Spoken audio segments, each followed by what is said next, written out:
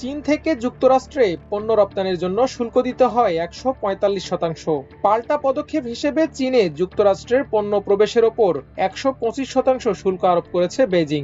দুই দেশের শুল্ক আরোপের এই পাল্টাপাল্টি পদক্ষেপের একটি বড় কারণ এক ধরনের বিরল খনিজ। সম্প্রতি যুক্তরাষ্ট্রে ওই খনিজের রপ্তানি বন্ধ করেছে চীন। রোববার এমন খবর প্রকাশ করেছে মার্কিন সংবাদ মাধ্যম নিউ ইয়র্ক টাইমস। ওই প্রতিবেদনে বলা হয়, সম্প্রতি চুম্বক সহ বিরল মৌলের রপ্তানি বন্ধ রাখার জন্য নির্দেশ দিয়েছে চীনের বাণিজ্য মন্ত্রণালয়। এর ফলে প্রচুর মৌল জাহাজীকরণের অপেক্ষায় বন্দরে পড়ে আছে।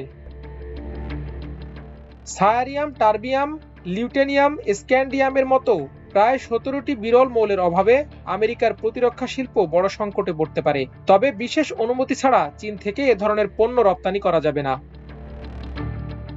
যুক্তরাষ্ট্রের প্রযুক্তি কোম্পানি অ্যাপল আইফোন তৈরিতে বিরল মৃত্তিকা ধাতু আমদানি করে চীন থেকে।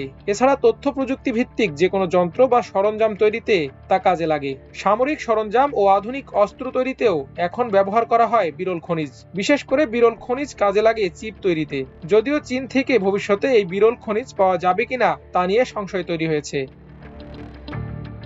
বিশ্লেষকরা বলছেন, বিরল খনিজের লড়াই ২১ শতকের ভূ অর্থনৈতিক যুদ্ধের একটি গুরুত্বপূর্ণ অধ্যায়। এই লড়াইয়ে চীনের একচাটিয়া নিয়ন্ত্রণ ভাঙতে মার্কিন নেতৃত্বাধীন পশ্চিমা জোট বিকল্প সরবরাহ শৃঙ্খল গড়ে তুলতে সক্রিয়। এদিকে বাংলাদেশে বিরল খনিজের সন্ধান পাওয়া গেছে বলে গবেষকরা জানিয়েছেন। দেশের গবেষকরা বলছেন, নদীর অববাহিকার বালু, জেগে ওঠা চর, সৈকত বালু এবং কয়লা খনি থেকে বিরল খনিজের সন্ধান পাওয়া গেছে। তবে দেশের সন্ধান পাওয়া এই মূল্যবান খনিজের বাণিজ্যিক সম্ভাবনা কতটুকু তা পর্যালোচনা করতে হবে।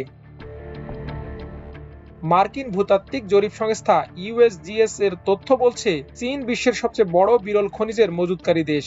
দেশটিতে ৪,৪০,০০,০০০ মেট্রিক টন বিরল খনিজ মজুদ আছে। দ্বিতীয় অবস্থানে আছে ব্রাজিল। দেশটির মজুদের পরিমাণ ২,১০,০০,০০০ টন।